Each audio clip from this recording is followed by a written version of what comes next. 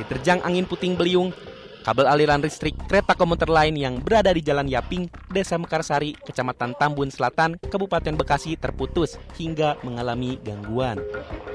Akibatnya, puluhan penumpang yang berada di dalam kereta komuter lain terpaksa turun setelah menunggu selama 2 jam di dalam kereta dan sempat terlantar.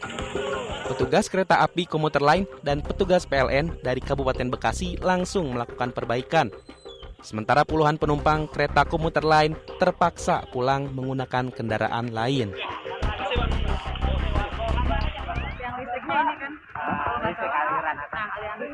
Tadi langsung berhenti aja di situ. Kenapa? Datangnya dari arah mana teh? Arahnya dari arah Cikarang. Mau? Oleh dia itu Bekasi nih. Selain kabel aliran listrik yang terputus, angin kencang juga menyebabkan rumah warga rusak dan pohon tumbang.